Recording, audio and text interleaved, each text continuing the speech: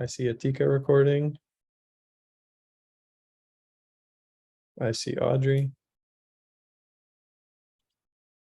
Okay, opening now.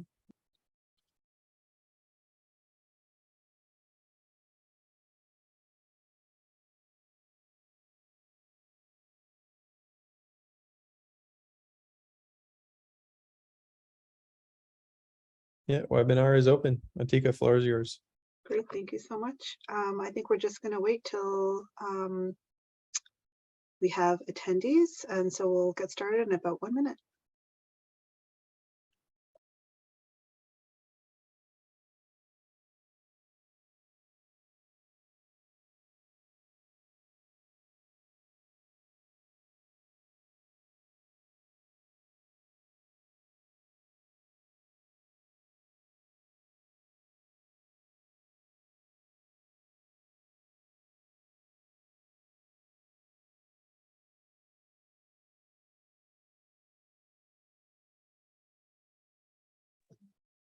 Okay, good afternoon, everyone. My name is Atika Sayed. I'm the training coordinator at CYAC.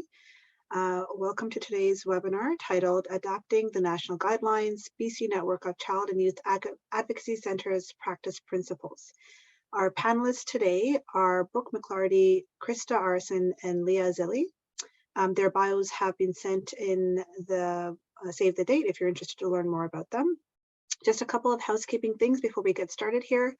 If you are wanting the French interpretation, you can click the globe icon and click on the interpreter, click on the French interpretation. The PowerPoint has been sent in both English and French. In the save the date, I will drop both the English and the French presentations in the chat box as well for you to follow along. We have a Q&A at the end in the last 5 minutes. So if you have any questions, please put your questions in the Q&A box. For any other tech support or any other questions, you can include those in the chat box. Near the end, I will also share the presenter's email contact if your question has not been answered or if you wanted to follow up with them. So with that, I will transfer it over to Brooke. Good morning and good afternoon, everybody. It's great to be here today. And thank you, Atika, for getting us all set up and organized over the past weeks as well. I'm on screen. Don't fail me now. There we go. Okay. So as this is a national webinar and people are joining from all corners of the lands that we call Canada, we want to acknowledge that we are all on unceded and stolen Indigenous territories today. Please take a moment to consider the importance of the lands we call home, and together let's reaffirm our commitment and responsibility in seeking truth and reconciliation as we continue in our journey of serving children, youth, and families. So we're going to go through quick introductions and then look at how we came to have practice principles in British Columbia. We're going to look at some of the content in the manual, and you will have received the manual as part of the email that Atika sent out, so you can take a look at that. We'll talk about implementation in centers. So we've got 2 different centers on the call today that are going to talk about how they are implementing and the value that they see in the practice principles as they are now. And then, of course, there's always going to be a version 2. So we'll talk about that and have some time for discussion at the end. So I'm Brooke McClarty. I'm the coordinator for the BC Network of Child and Youth Advocacy Centers. I also oversee operations for Oak Child and Youth Advocacy Center in Vernon, which is in the North Okanagan of British Columbia. Krista, would you like to introduce yourself? Hi, everyone. My name is Krista Aronson, and I am the regional manager for the Safe Kids and Youth Coordinated Response, and we call ourselves SKY. And Leah. Good morning, everyone, or good afternoon, depending on where you are in the country. I'm Leah Zilli, the Executive Director of the Treehouse Child and Youth Advocacy Center in Vancouver. Yeah. So we'll start off with talking about our journey to having practice principles, and it really was a journey. It was a 4+ year endeavor to publish the manual that you have in front of you today. And it all started back in 2017, 2018, when our Provincial Ministry of Public Safety and Solicitor General brought together all the operational and in development centers in the province. And really wanting to spearhead some networking between us, talk about common concerns and what our needs were for our development and operations.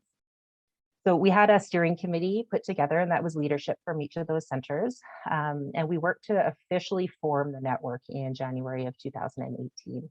And at that time, we held a provincial roundtable meeting, bringing together leadership from across our province, as well as all the centers and frontline workers that we could stuff into one room. So at these meetings, what we did is we took a look at the national guidelines that had been published, and we formed discussion tables, and we had particular emphasis around coordinated response, cultural responsivity, social inclusivity, ongoing services, and medical frameworks. So we had some really rich discussion about what those meant to us and the needs, particularly that frontline workers had to implement those across the different centers that we had. So from there, what we did is we took all the discussion items, all the many flip chart papers, and the steering committee created a roadmap for BC. And this is what led us to decide to create a manual with some written work in it in terms of how we do this work in our centers. One very distinct message and request that we heard from the participants at those roundtable meetings was they really needed detailed guidance on how to do this work. We all know it's unique, and because it was so new in BC at that time, workers were looking for ways to engage with their own agencies, to kind of sell up what we were doing, and also felt really at a loss in some areas on how to do things differently and how to work in partnership in this new way. So our steering committee reviewed all the themes that came out of the meeting and decided to create some work teams focused on those priority areas that had come up and then eventually come to some written guidelines. So we held some smaller meetings after that. A lot of the same practitioners and leaders were there, and we took all the discussion papers and tried to really hone in on what we wanted those practice principles to say. And that became the beginning content for the manual that we have published. So in terms of work teams, we decided on 4 key areas to start with. And this work really is going to be ongoing. I'm actually a bit concerned it's going to be a lifetime of work because as we continue to develop our operations and learn, we know that there's so many more areas that we can reach into. But back then, what we did is we created an expression of interest for work team members. And so we sent that out through our network and we created work teams, really ensuring that we had good regional and cross-sector participation. We wanted representation that ensured that we were considering the urban, rural, and remote needs in our communities and the capacities that centers had, and that we had all the relevant organizations giving input. So that was child protection and policing, victim services, our center staff and advocates, therapists, Crown Council, on and on. So each work team had a chairperson that was provided by a CYAC, and they shepherded the work, and also had a steering committee member who acted as a bit of administrative support, but also a liaison back to our steering committee. The work teams met quite frequently, and because this was pre-pandemic, it was mostly by teleconference until we evolved into this video conference world that we now live in. And so at first they just reviewed the themes that had come out of the roundtable meetings, and then they started to do some research and really develop the content for the areas.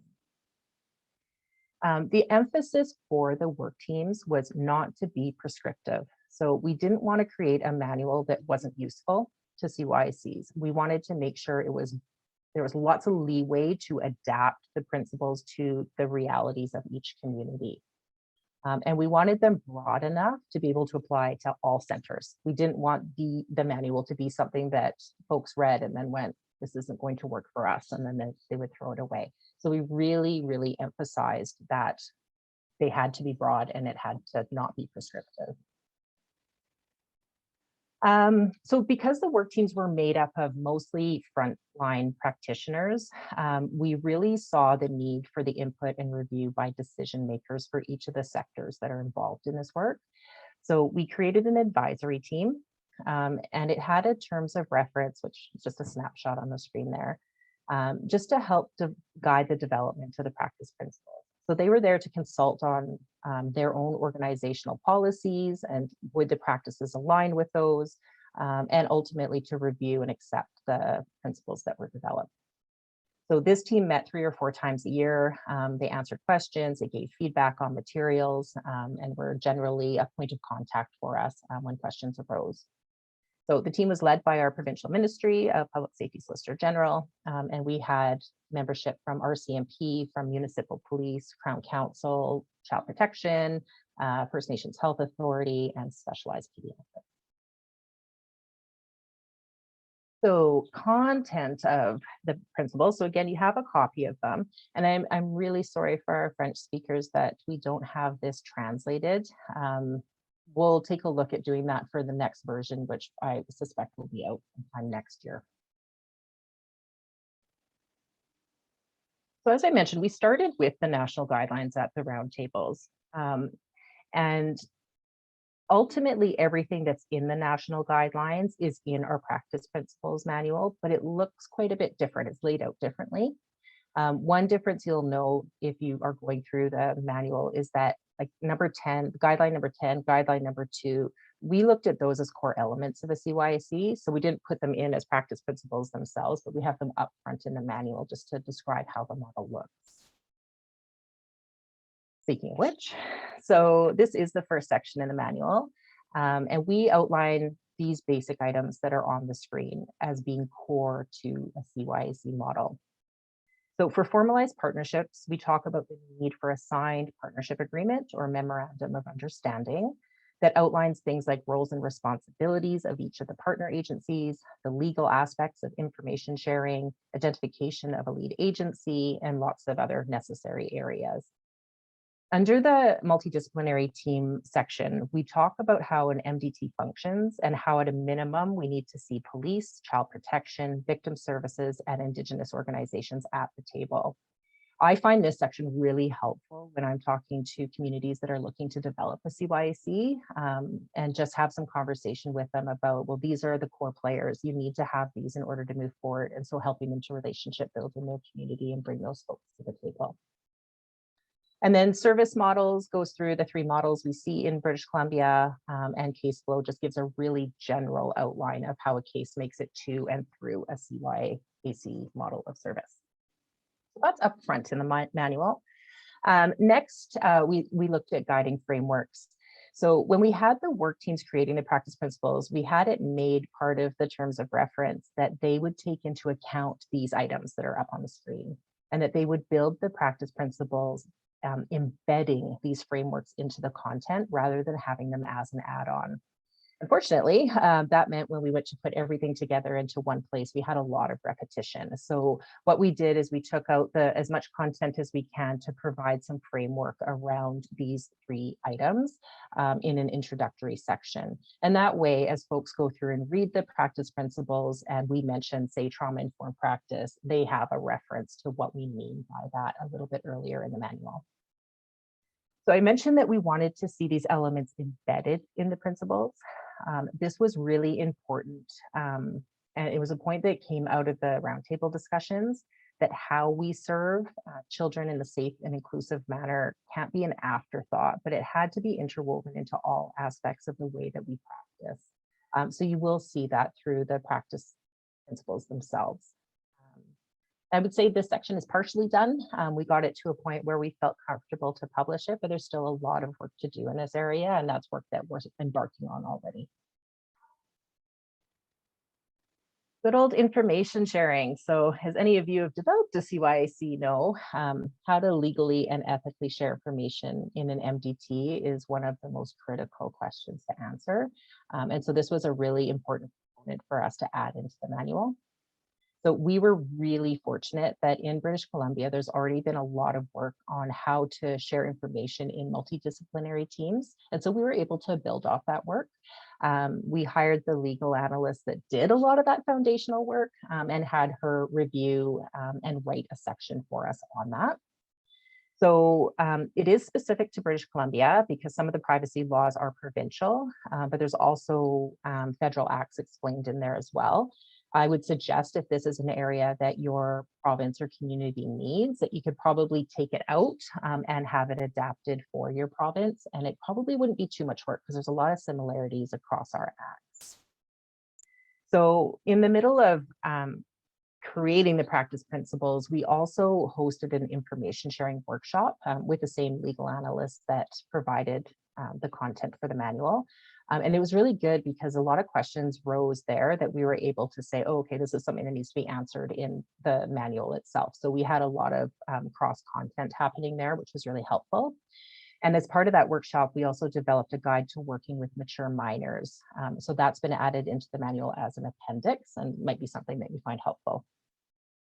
So really hopeful that this section is going to be helpful for our new and emerging CYACs so that they can really answer those questions around how to share information and quell that fear that comes from some of the agencies that we work with in terms of that information sharing piece. So then we actually get to the practice principles, which don't start till page 33 because we ended up doing so much introductory work in the manual. So I'm going to show a few examples of the principles that we've put into place. There are 4 different sections in there. I don't think you're going to find that any of them look overly complicated. And that was really by design, because again, we wanted them to be broad enough that they could be applied anywhere. So our goal was to be able to put the model in writing in order to guide the development and operations of a center. They're not written to be a roadblock of any kind. There are some areas that are aspirational and will give CYACs some goals for further development of their service model, but none of them should be out of reach for a center. It may take more time in some areas than others, just depending on stage of development or the capacity and resources in their communities, but eventually all of these should be able to be implemented across our province. And we also weren't looking to pressure centers to adopt everything at once. We know that there's continuous development with our CYACs, and this is really just that roadmap for operations, development, and continued growth. So some examples, again, these are not complicated. This one simply states that we need to consider how children make their way into our service and what we should be doing to reduce barriers and open pathways to our service. I'm not reading these out loud. You can read them on the screen. This one's around youth. So for those that serve youth, generally 12 and older, we suggest that having a process to assess for mature minor status is really important and gives us an idea of when youth can make decisions for themselves. And that helps us to abide by our privacy legislation. So again, we provide a guide for this in the manual, the appendixes.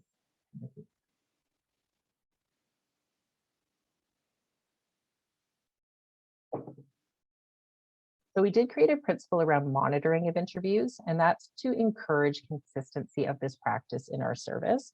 And this is one of the areas I think in the next year we'll end up doing some training on is what does it mean to be a monitor of an interview? What's your role in the room? And how can we best support the interviewers when they are making a statement? Okay, so this was a fun one. So we all know centers really want to have skilled interviewers take statements, and we know that this leads to better outcomes for children, but it was a very challenging area. We know that across the province, certainly for us, there's different resources depending on where you are. And some areas of our province don't see a whole lot of child interviews, so it's very hard to gain that experience. So while we were starting with a very simple principle, it expanded into a lot of discussion and a lot of work on how we can actually support this in British Columbia. So the work team felt really strongly that we needed to define what a skilled interviewer was. You'll see that at the bottom of the screen. It gives the partnership a bar to aim for and helps support the work of the centers to achieve really strong competency in this area. I think it'll also help us bolster our advocacy within the province for more training for our interviewers and more support and peer review as they, achieve more experience and competency. So there was a lot of work to be done on how both health services and mental health services need to be part of a CYAC model, and how formalized pathways for children into these services need to be established. So there's quite defined sections in the practice principles around this. I think this is probably one of our more challenging areas when it comes to actual implementation in our centers, something that we all struggle with.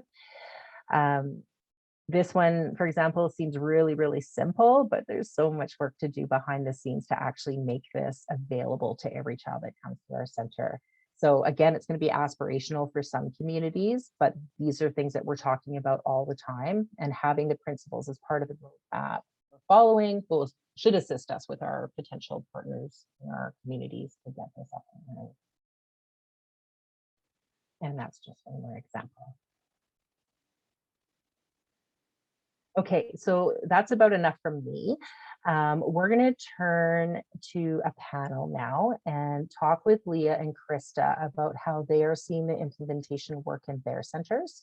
So I'm just going to stop screen sharing so that you can see them. And we're going to do a Q&A format. So I'm going to ask them a question and they'll take turns answering it. And again, if you have questions, just put them in the chat and we'll try and get to them near the end here. Okay, so we're going to start with Leah, and your very first, very difficult question is to please provide a brief outline of your CYAC model. Thanks, Brooke. Yeah, so the Treehouse Child and Youth Advocacy Center is located in Vancouver, and we serve children within the city of Vancouver boundaries. We're a co-located model, meaning we have an on-site multidisciplinary, dedicated on-site multidisciplinary team. And we're also set up as a single purpose, not-for-profit entity.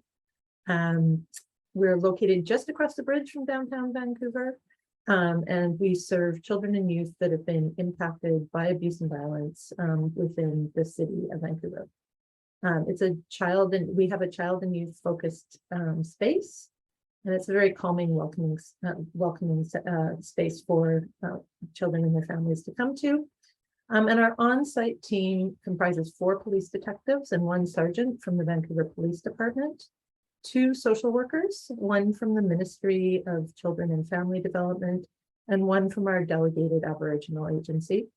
We have 3 victim service workers, 1 intake coordinator, a director of services who is also a registered psychologist. We have a contracted clinical counselor and a beautiful black lab facility dog. We're governed by a board of directors. We have a senior stakeholder group, which is a representative from each of our partner agencies who is accountable for the mandates of the partnership at Treehouse. And then an oversight team that's comprised of the direct supervisors, most of whom are actually off-site. These are the direct supervisors of the on-site frontline multidisciplinary team. That's who we are. Thank you, Leah. And same question, Krista, if you can give us an outline of your model. Yeah, thanks, Brooke. So we are Safe Kids and Youth Coordinated Response, or SCY, as you'll hear me refer to us as. And so we are located in a region that is called the Kootenay region, the West Kootenay region specifically. And so we are in southern British Columbia, and our region spans a very wide geographic area. We're about 30,000 square kilometers across our region. And so with that, when we were determining the feasibility for proceeding with the CYAC in our area, we experienced a few challenges to actually having a brick and mortar center. So for example, we struggle with dangerous road conditions in the wintertime. We have many roads that go over dangerous mountain passes.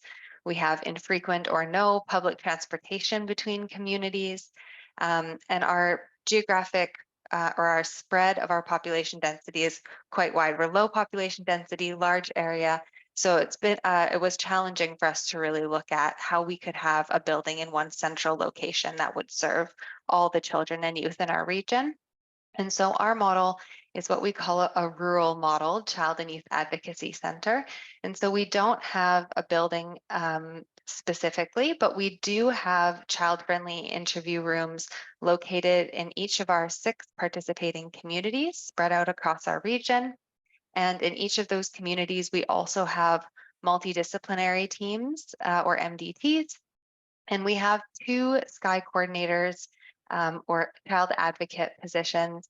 And so each of those folks oversees the multidisciplinary team facilitation in 3 communities each. Thanks, Krista.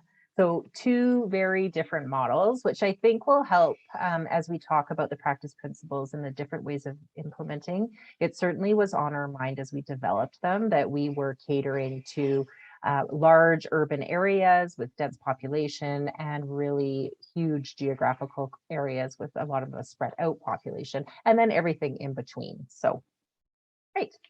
Okay, so we're going to start with Krista for the next question, and that is, what do you see as the biggest benefit to having practice principles? There are so many benefits, so I might touch on a couple. I know that we definitely see the practice principles as being a roadmap for our response. So due to our unique model, figuring out where to go next in terms of a strategic plan can be challenging. Priorities might differ from community to community, or even what will work in each community might look a little bit different. So having those practice principles helps provide us with a direction. And then we use that as a framework to have conversations about what next steps for SCI might look like. And also having well-researched practice principles, it really elevates our service. So our team doesn't have the capacity to take on such a large-scale project, really looking at the research, bringing all the right folks together to have the conversation. So we really benefit from the provincial network taking that on. And then because the practice principles were created both by MDT members on a local level, but also the leadership of the agencies we collaborate with, it really assures our partners that they're supported to do this work from within their own agencies. And this really helps us to get buy-in from our partners. It helps our MDT members feel comfortable about working towards these principles, knowing that their agency had participated in the development of them. Well said, Krista. And Leah. Thank you. As Krista said, there are just so many benefits to having the practice principles. I'm going to come at this question from the provincial lens, and knowing that having those practice principles in place enhances the legitimacy of the Child and Youth Advocacy Centre model within the province. The national guidelines were a great platform for us to start from as we worked to build off of those principles to provide the context for the systems in place specifically within British Columbia. And so within, as you heard from Brooke, within the practice principles, it outlines what it means to be a child and youth advocacy centre. And this creates a common denominator from which we're all operating from. So it sets those expectations for emerging child and youth advocacy centres and establishes goalposts for the existing child and youth advocacy centres. And as members of the BC network of child and youth advocacy centres, we are only ever going to be as strong as what our weakest link is. And so the reputations and the brand equity of each of our CYAC is reliant on the work that the other centres are doing. And when we know that that work is consistent and is being guided, we're all going to be better off in the long run. So having a clear set of practice principles reduces that variability in the definition of what a CYAC is from community to community. But as you heard, it also allows us to be adaptable to meet the needs of the community and work within the resources that are available within it. You know, it's my belief that having this consistency across all of our CYACs, it's going to assist all of us as we're working to secure ongoing sustainable funding, service delivery and investment from our essential partners, and scaling up of our services across the province, elevating brand recognition and wider public knowledge of the existing centres and the impact that they have on children and youth across the province. And at the individual CYAC level, I echo very much of what Krista said, and I'll be sharing more about the specifics of how we've started to utilize this with some of the questions that are coming up. Little teaser, hey? So yeah, so thank you both. And that's both of those all of your points are things that I've been hearing from our centers across the province. The consistency for the model, and certainly that help for strategic planning and figuring out where we're all going, each as individual centers and as a province. Okay, so Leah, we're going to start with you on this one. How have you, or do you plan to, work with your CYAC leadership group on the practice principles? Yeah, to answer this question, I just need to spend a quick minute on the backstory. And so last year, all levels of the Treehouse came together to establish and formalize our case management framework for our center. And in that process, we identified what we thought were the 5 key components that comprise a case management process. And so in our center, what that looks like is having an intake, defining what our intake process looks like, which currently is a weekly joint intake meeting of all of our partners coming together and looking at all serious and complex cases of physical and sexual abuse that have been brought to our partners' attention since the previous meeting. It's looking at a pre-interview process. So what happens, what's the communication and planning that's done with the MDT prior to that child and youth coming through the door to the Treehouse. It looked at the procedures, what takes place on the day when that child does arrive at the center, what does that look like?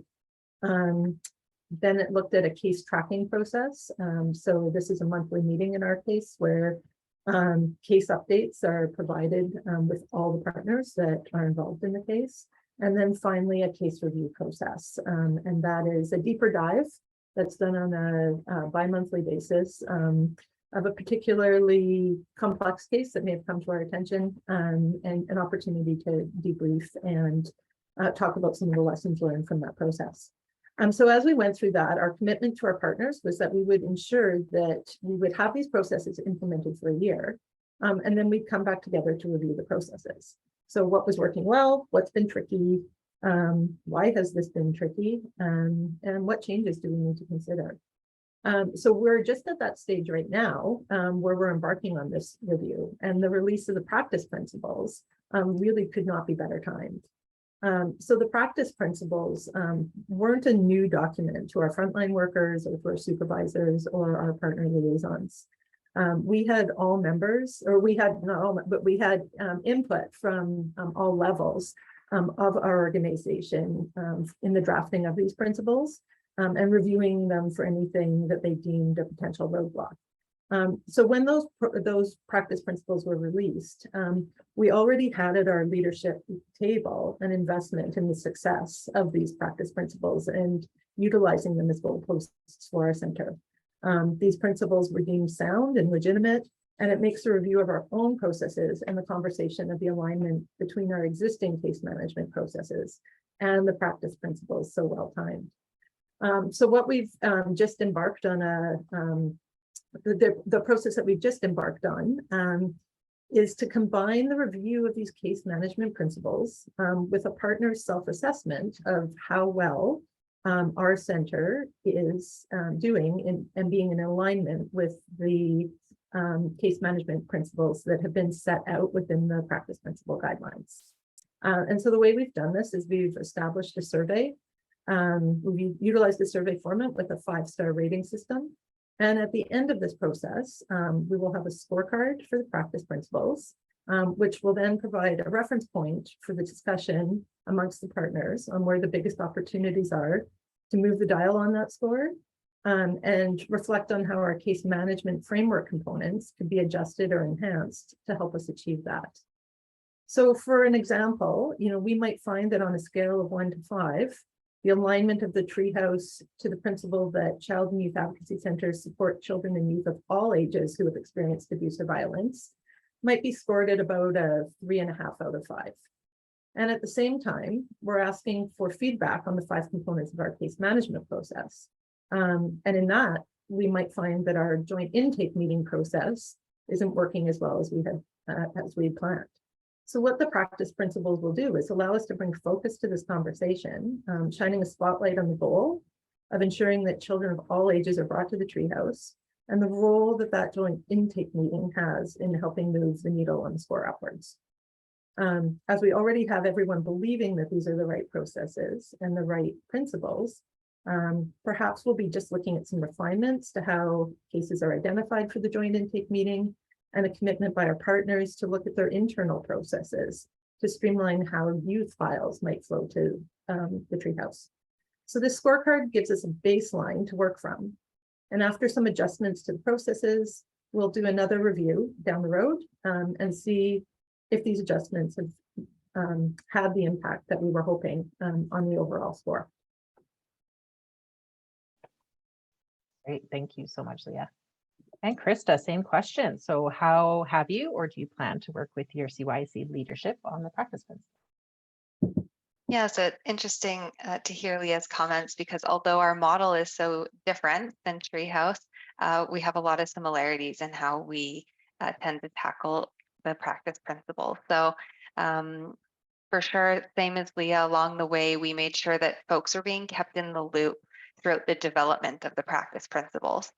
And so all CYAC staff have read the practice principles, and the leadership team uses the practice principles really as a lens through which all other CYAC decisions are made.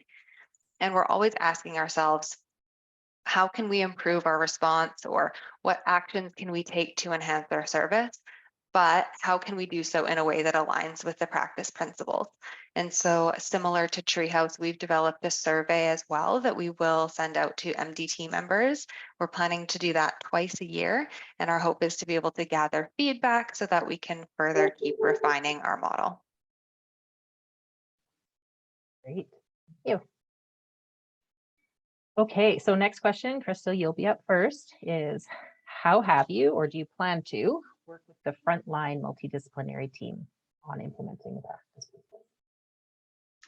Yeah, so as I had mentioned, we were sharing the practice principles and what information we had about them all along the way throughout the development of them. So our multidisciplinary teams were aware of what these would look like, the shape that they were taking, and they were able to provide their input along the way. So this helped them to really take ownership of them. And then once those principles were released, we shared them with our MDTs right away, and helping our MDTs understand really what we consider to be the gold standard for CYACs helps us to all be aligned when we're working together collaboratively. And it helps them to see really that the true motivation behind any actions that we want to take is really comes down to how we can best support children and youth. That's at the heart of everything that we do. So recently we did have a two-part strategic planning sessions where we took the ideas that were developed, we compared them with the practice principles, and we really used that to determine priorities for our next steps moving forward. And then this year we're taking action and actively implementing some of those steps. We also do discuss the practice principles at our MVP meetings. And every year we do an annual gathering of all of our multidisciplinary teams all together. And so this year we discussed having a presentation specifically about the practice principles, and then kind of using that as a launch pad for a discussion around strategic planning for our future plans. Thank you. Lots of good work happening there. Leah, same question. How do you plan to work with the frontline MDT on implementing the practice principles? Yeah, I think in the answer to the last question, I touched a little bit on how all levels have been involved in that process. So we see it as, I see the practice principles as a foundational piece really for our center in terms of how decisions are made, how practices are established. So as we're making decisions and looking at cases that are coming forward, it really provides us with making sure that all decisions that are being made and future directions for our service delivery are aligned specifically with those practice principles. So I've got them posted on my wall in my office. They're right in front of me, very much as keeping children at the center of all decisions. This is sort of one step out from that, and ensuring that everything we are doing is working towards the goalposts. Thank you to you both. I missed saying earlier, so I'll stick it in there now, is that we had about 100 people working on these practice principles as we went through. So between the work teams, the 4 different work teams that we had, all of the steering committee and lots of other frontline and leadership and DT members who either created content, helped with the writing, did thorough reviews and created comments and edits for us. About 100 hands touched the manual before it was published. So there was it was a very large collaborative effort. And I know when Krista was talking about, you know, everybody was brought along, they were also participating at the same time and creating that content for us. So it wasn't that we had one person sit down and write these and kind of say, here you go, this is the way we're doing things. The MDTs actually created these over the past 4 years. So next question, and Leah, you're up first, is what do you see as the biggest impact of having practice principles for your center? Thus far, what I've seen is that it really has legitimized the processes and creates that buy-in from all of our partners. So it moves those conversations away from the circular conversation of always needing to justify why we are recommending a practice. We're already starting much further ahead than what we would have been historically. The practice principles become the answer to that inevitable, why are we doing this? And everyone has been engaged in the development and there's shared ownership towards sharing or towards achieving a scorecard full of 5s. In other words, it renews the commitment to getting as many children and youth who need our services through the door of the treehouse. It also flips the onus. We're finding that as our processes are sound and striving to align, and we're striving to align with the principles that we've developed together, the onus now shifts to the partners to look inwards at their own deeply instilled practices that might be getting in the way of us being able to achieve the gold standard with each principle. So I've been finding that there's a deeper level of engagement and interest in our partners looking at their own internal practices. And really it provides the goalposts for our continuous quality improvement program. Yeah. And Krista, what do you see as the biggest impact of having the practice principles for your response model? It's all good. I respond to anything. So I guess I wanted to add one more benefit too, that, you know, what we really appreciate coming from our unique model is that the way the principles have been developed in such an inclusive way really allows us to be able to implement them by using our own creative and unique solutions. They're really flexible in that way. And also it allows us to implement them in a way that really benefits our MDT members and at a pace that's manageable for us. And so as we've been going through that process, we've really realized that we can offer more services than what we have been, really a better quality service for the children and youth that we serve. So I know that you mentioned it earlier in your presentation, but the practice principle about the CYAC partnership will strive to make health services available to all children and youth.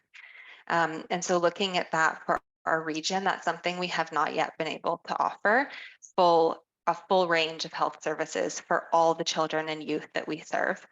And I was really fortunate to be able to participate in that subcommittee, the health services subcommittee, and through all the information that was shared throughout that process, and then the end result of these practice principles around health services have really allowed us to take action in our region to establish more comprehensive health services for children and youth we serve. And so what that actually looks like as a benefit for us and for our families in our region is instead of families having to drive 6+ hours for specialized medical support or for families who lack the ability to travel that far, just having no medical examination, we will be able to offer all children and youth the ability to have medical support within or near to their home community. So that's such a huge benefit to all the children and youth that we interact with. And then, of course, that's just one practice principle. So as we strive to meet the other ones, make sure that we're in alignment, we would anticipate future benefits for each one of those that we're able to achieve fully. Yeah, I Thank guess, you. sorry, I had one more thought. Once I get going. But also I thought that by, aligning ourselves with these principles, the other benefit is we're really standardizing the service that we offer. So for children, youth, and their families who've maybe interacted with another CYC, maybe they've been to Treehouse, or maybe, they started here in the Kootenays and then they relocate to another center. Although there are differences, they really know fundamentally what to expect when they receive service from a child and youth advocacy center. And they also know that if there is something that they need in the center, that they can reach out to a CYC to get help. So that's another huge benefit that we recognize from these practice principles. Beautifully said. And we certainly do see that in the province, that transition between different communities. And I know we've had a few shared files, and yeah, I hope it does make it a lot smoother for clients that way. Okay, so our last question, and Krista, you're first, is do you have any further thoughts to share? And that'll just be before our discussion period. I guess just to say that participating in the process and the development of the practice principles, it benefited us not just in the completed result, but also in that process of participating. So all the conversations that happened along the way, all the relationship building, that's really elevated our ability to provide high quality and consistent services for children and youth that we can really feel confident is based on research and best practices. So, just from Sky and everyone in the Kootenays, we're so grateful for the BC Provincial Network for really tackling this work. And we're really excited to contribute to and benefit from version 2. And 3 and 4. And 3 and 4. Thank you, Krista. Leah, same question. Any further thoughts? Yeah, just kind of echoing what Krista said. There's certainly a benefit, a huge benefit that ultimately results in a better response for children and youth across the province of British Columbia. It also has brought our team closer together in the actual delivery of the services. They all have a deeper understanding of what everyone's role is, why we're doing things the way that we're doing it, because they've been brought along the entire way. So in addition to elevating the service, there's also been a team connection. I think that's happened throughout the process of being involved, and a greater pride that one takes in being part of a CYC, knowing that the practices that they're delivering have been based on experience and research, and knowing that these are the best practices for delivering the services that they've been tasked to do. Okay, so thank you to you both for sharing all of that. Again, 2 very different models, but a lot of similarity in terms of the way that you're going about implementing the practice principles into your work, and the way that you're working with your leadership and your frontline teams to continue to develop and operationalize them. So thank you very much. I'm going to go back to sharing my screen, so everybody hold their breath for a second to make sure it works out.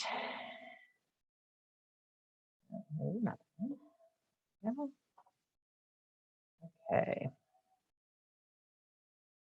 That worked. Thank you, everybody. You can breathe again. Okay, so we've alluded to version 2.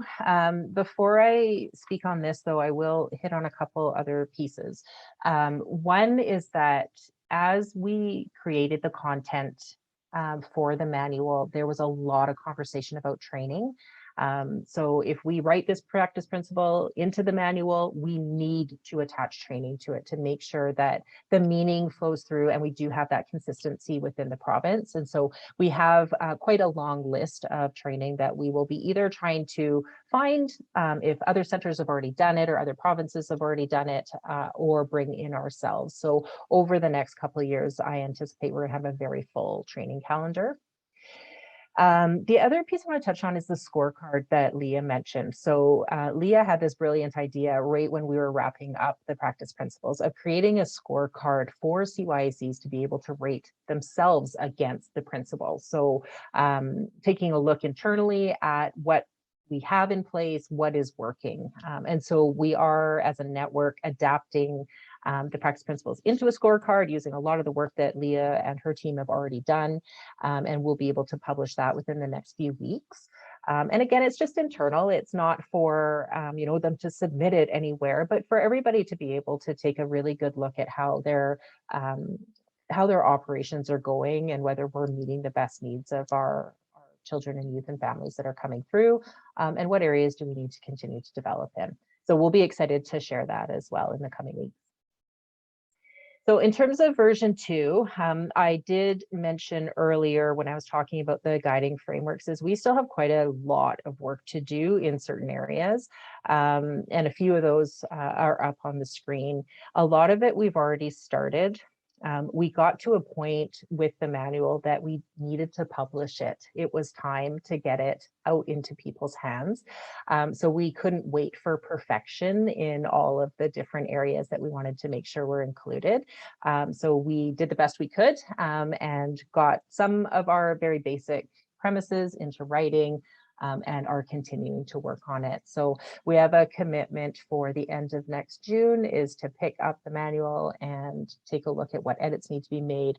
But at the same time, there's work already happening on that. So, and we also had a very long list of things as we went through that we just said version 2. So there is going to be an upgrade to that next year. And like I said, I would really like to get it translated as well. So we'll look for some funding to get that done to make sure that we can provide it to everybody across Canada. And yeah, I guess just to, talking about an Indigenous service framework, EDI, but also some more specific. So where we've been a little bit general, or maybe a little too broad, we will look at narrowing that vision a little bit. That is the plan. Anything to add, Leah or Krista, to that? All right, so I think we're going to move on to any questions that have come up. And yeah, Tika, I don't know if you've seen anything in there that. Great. Thank you so much, Brooke, Krista, and Leah for the phenomenal presentation. We only had a couple of questions, and I think you did touch a bit of that near the end there. One of them was, are you taking the ethnicity of youth into consideration, and how many people on your committees represent youth and people of other cultures? Good question, thank you. Just make sure I remember, there's 2 parts to that question. Okay, so yeah, in terms of taking into account, absolutely. And I think we would agree that across all of our centers, that needs to be taken into account with every family that we encounter, is that we are looking at the uniqueness of that family and how we can best serve them. Are there partners that need to be brought in to ensure that we are giving that holistic service right from the very beginning? And I did touch on this a little bit, is that we are a work in progress with the manual. I think we touch on the subject, certainly through the guiding frameworks, but within the principles themselves as well. But we have a lot more work to do in this area. So it is something that we are very conscious of and are putting our minds to. In terms of representation, when we did the expression of interest out to our network, that was the 100+ members that we have in the province, we worked really, really hard to make sure that we had good cross-sector, but and cross a community representation on each of those work teams. So we relied on the CYACs to work with their partner agencies, especially those that were in specialized areas, say those that worked with newcomers, to make sure that they were at the table and were interested or would put in an expression of interest to work on the work teams. And where we had gaps, we went out and actively recruited. We were limited, I would say, by who is in our partnerships. If there's not fully developed partners in a community, it would be really hard to recruit them, but it was top of mind as we put these work teams together. Great. I didn't know if Krista or Leah, if you wanted to add anything to that.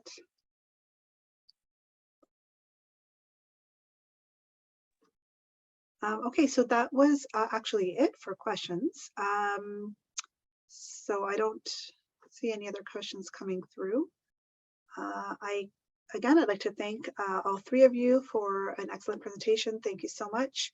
And that would conclude our webinar for today. Thank you.